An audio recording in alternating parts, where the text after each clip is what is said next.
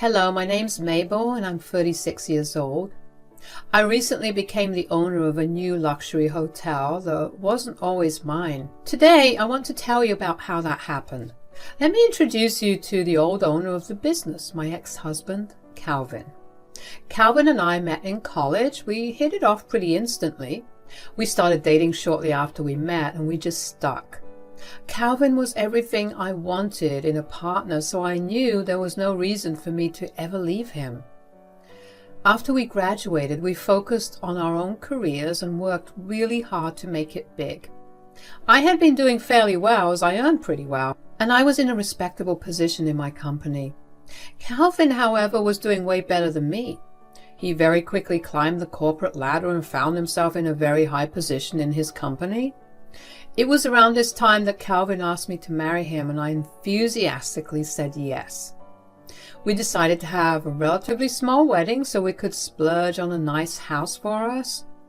Now, I had more than enough money to buy my house and a big wedding, but I didn't want to dip into my savings. You see, when I was growing up, since I had about 4 other siblings, my family struggled financially. Both my parents worked in high-paying jobs, but having 5 children so close in age did not help. So as soon as I started working, I began saving up. I opened a savings account that had a high rate of return, and I have been religiously adding to it ever since then. I had built up quite a good amount of money by the time I got married, so even though I had the means to, Calvin and I both decided that it wasn't necessary to use. Anyways, after that, Calvin and I lived pretty comfortably. We never really lacked anything, and on more occasions than I'd like to admit, we made impulse purchases that would make anyone's eyes pop out of their skull. I'm only saying all this so I can paint a picture of just how good we had it. So I was very concerned when I began to notice how depressed Calvin was beginning to get. He seemed so lifeless and rarely talked to me. One day I finally managed to sit him down properly and got him to talk. "What's wrong, honey?" "I don't know. I just feel like I haven't accomplished much." "What are you talking about? You're at your peak right now. You're one of the highest paid employees in your company and you have the next highest power after the CEO. Yeah, I know. It's just, it doesn't feel right." "What do you mean?" "Well, I'm grateful that I get to make so much money and exercise the power that many people dream of, but this is not what I always had in mind." "Are you talking about your dream to open up your luxury hotel?" "Yeah. I mean, now is the perfect time to do it, right? I've achieved whatever I needed to, and we're definitely really comfortable with our lives." "So what's stopping you?" "It's a huge risk, Mabel. If I have to start something that big, I'd have to quit my current job and we'd be able to survive on my savings for around another 4 to 5 years. That's only for our survival. I have no other means to fund the project." "Well, how badly do you want to start the project?" "Honestly, as soon as I can. But realistically speaking, I probably have to work another 8 to 9 years before I have enough money to fund it and allow us to survive comfortably." "Actually, you don't need to do that." "Huh? What are you talking about?" "You know how I've been putting aside money since I was 16? Well, I have a pretty large amount in my savings with interest and all. I could give you the money." "What? No, that's your money. You shouldn't have to give it all up for me." "That's nonsense, honey. There's no such thing as your money and my money. We're married and I love you. Just let me do this one nice thing for you, okay?" "I really don't know how to thank you enough for this."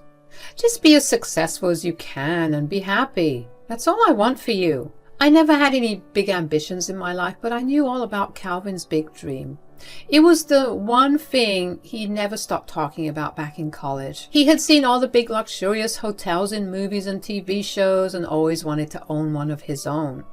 Even though we got busy with our lives after college, he still brought up this dream of his every now and then. I should have realized something was wrong when he stopped bringing it up for a few months.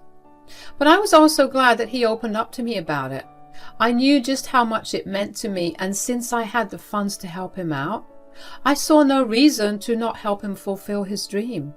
It was even better to see Calvin return to his old self. Over the next week, we began planning how to get the business started. We decided it was best to have the money transferred to Calvin so he could easily make all the payments he needed to make. However, I wanted to transfer all the money he needed at once without seeming suspicious in any way. My mom, who is a lawyer, told me many stories about the banks and the FBI getting involved in large transactions. So I called my mom to ask her how to get around it. Hey Mom, how's it going? Hi sweetie, everything's going well, although I am super excited to finally retire next year. Work treating you badly? No, but I'm just too old to keep doing this. I still love my job and I'm grateful for everything it gave me, but my God, it never stops. I'm counting down the minutes to my retirement at this point. Oh, Mom, it'll be over before you know it and then you'll miss it. Well, we'll cross that bridge when we get there. Anyways, was there any particular reason that you called? Oh yeah, I was going to ask you if you knew how to withdraw or transfer a large amount of money at once without making it look suspicious. Large amount of money? Why? Well, since the start, Calvin has always had a dream to open up his own luxury hotel. He's been down in the dumps recently because he feels like he's lost all his passion and motivation, so I offered to help fund his project. Wow, that is very sweet. Where are you getting all this money from? You know the money that I've been setting aside for the past 20 years? You're giving him all your life savings? Yeah, I can't think of any better way to spend it. It'll make him happy and that's all I care about. Okay, well, will you at least have a contract drawn up stating you as an investor? Contract? Why would I make a contract with Calvin about it when I willingly offered him my money? Look, sweetie, I've been a lawyer for 45 years now. I've seen a lot of things, and if there's one thing I'm absolutely sure of, it's that the world of business, especially successful ones, changes people, usually for the worse. So you think that Calvin will turn on me? How could you think that way? We've been married for 11 years now.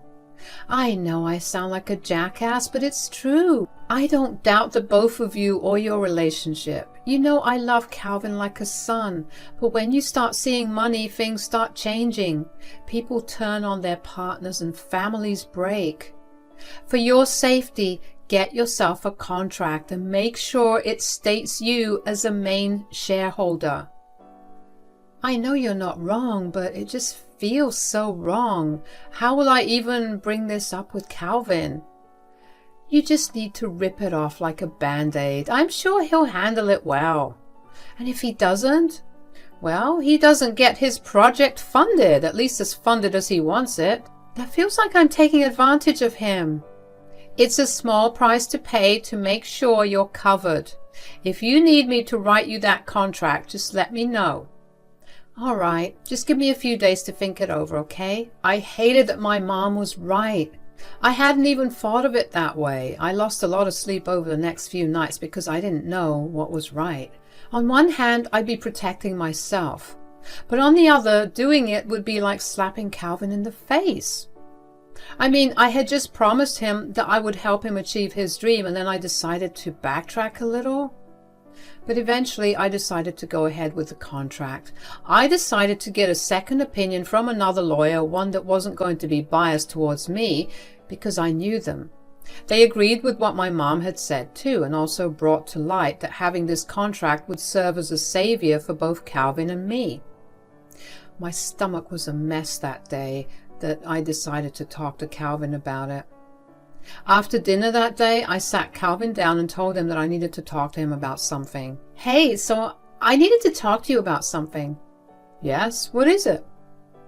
You know how I said that I would give you my money? Yes. Well, I was talking to my mom about it, and you know, since she's a lawyer and all, she implored me to make a contract with you about it. A contract? For what? Technically speaking, I will be an investor in your company, so I will need that written down. Why do you need all that? Do you not trust me? Of course I do. It's just that it's better to have everything in writing. All I'm hearing is that you don't trust me. If I didn't trust you, I wouldn't have offered you the money to begin with. Then why are you suddenly asking for a contract? You know that I trust my mom with all the legal stuff. I have always listened to what she said, and it saved me a bunch. Hell, she's even helped us out of many sticky situations. Sure, but this is very different. This is you giving me something out of the goodness of your heart and then suddenly backtracking and adding conditions. Look, I don't know why you're making a big deal out of this. All I'm becoming is an investor. I want to hold 51% of the shares, and you can have the other. 51%? So you get to make most of the decisions? It's only fair, don't you think? I'm the one investing all of my money into this. Besides, I promise to never get in your way. You are getting in the way of my dreams. You will still be the owner of your business, Cal. I just need some credit for what I'm investing in. Plus, it's great on my resume. You're unbelievable.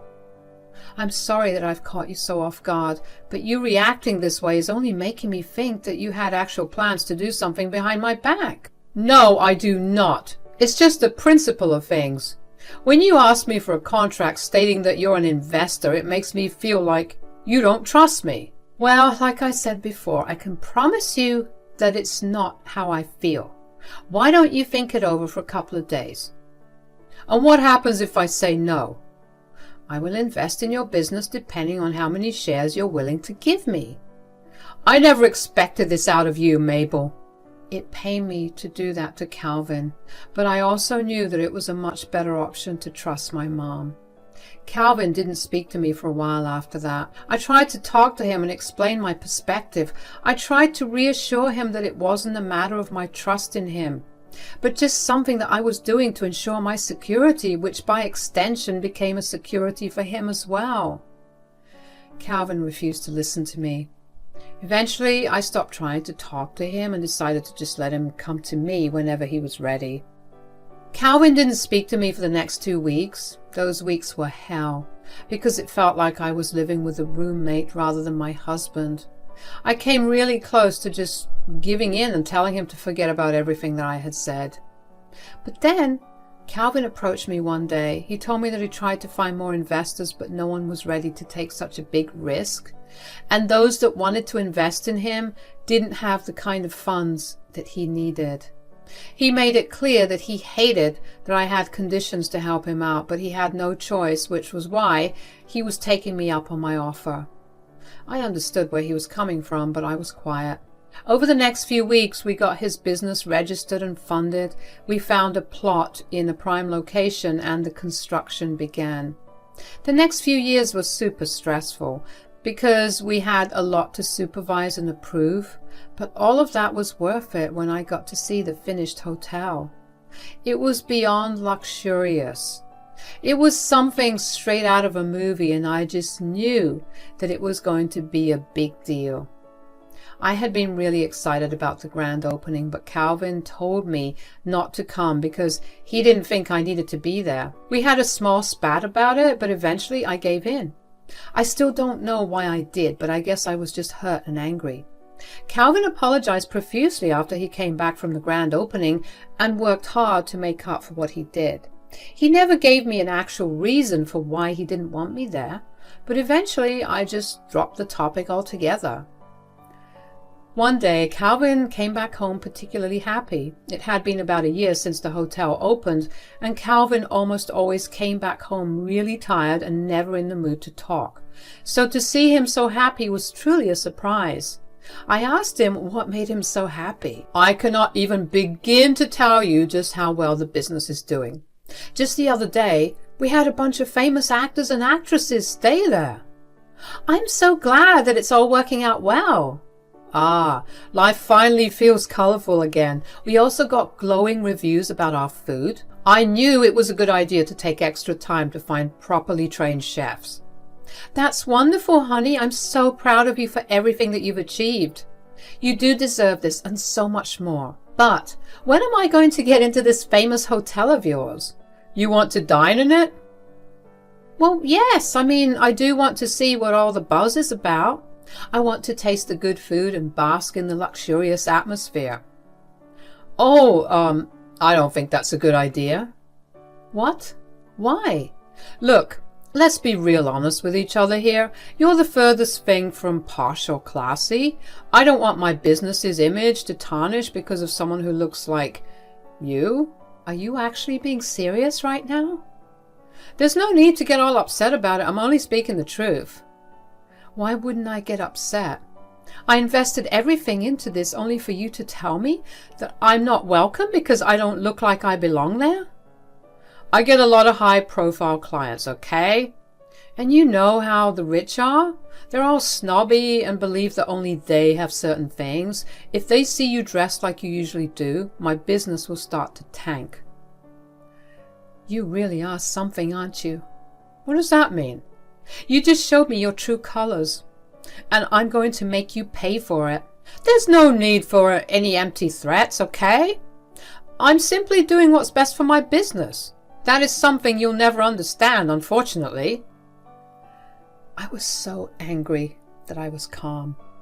I couldn't believe that my own husband thought so lowly of me. What had I done to him to deserve this view?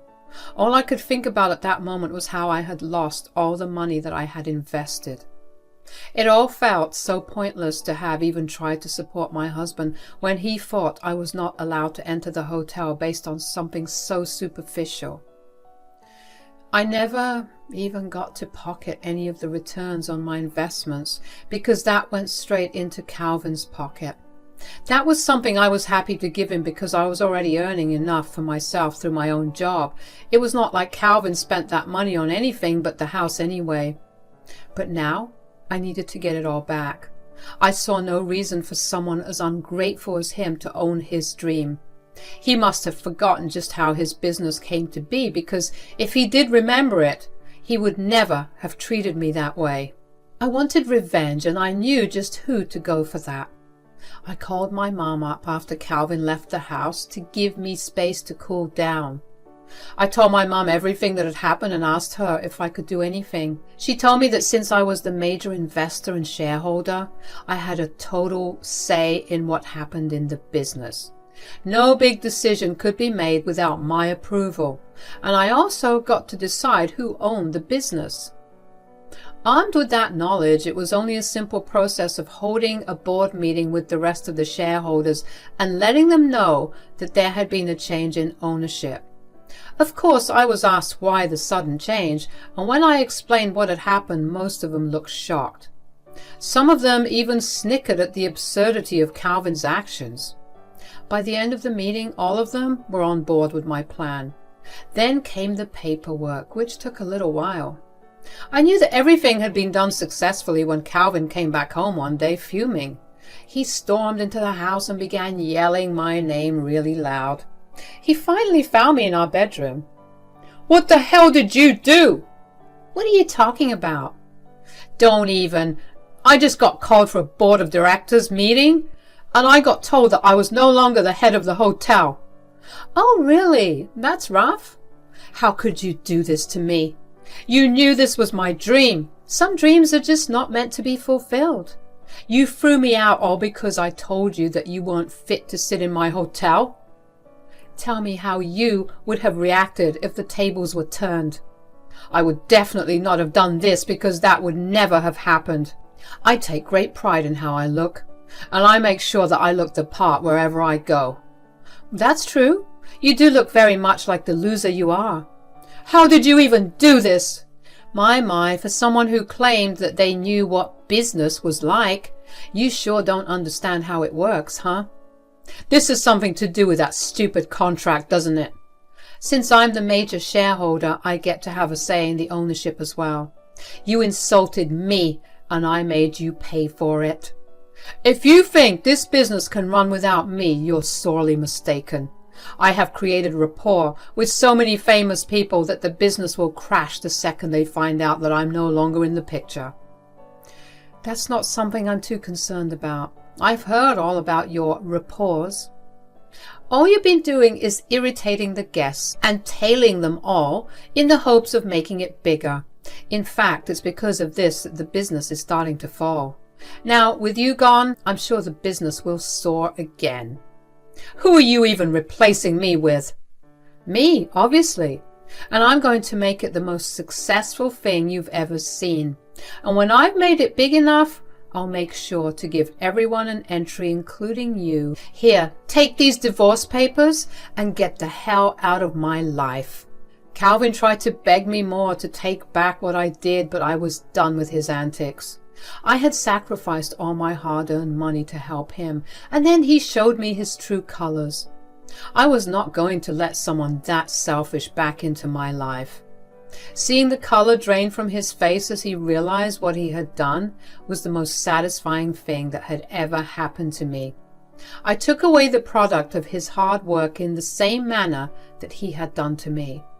After that, a lot of things happened in rapid succession. First, Calvin tried to contest a divorce, but I let him have everything else he wanted but the business. He got the house, but the business was untouchable, as it was all mine. Then I got a lot of Calvin's family members messaging and calling me to tell me what a horrible person I was. The old me would have been really upset by that. But if there was one thing that Calvin taught me, it was how to stand up for myself. I gave them all the truth and presented them with evidence of everything. That only led to Calvin getting ostracized by his family because he had apparently lied to them all and told them that I had stolen the business. They were disgusted in the way that he treated me, and they made sure he knew about it. Many of them reached out to apologize, and in return I gave them discount coupons for the hotel. I'm still healing from everything that Calvin put me through, but I'm also finally living freely. The hotel's business is booming. Now that I've opened it up to a bigger demographic, I will forever be grateful to my mom for having much better hindsight than I will ever be able to have. But for now, I'm just going to enjoy the next chapter of my life to the fullest.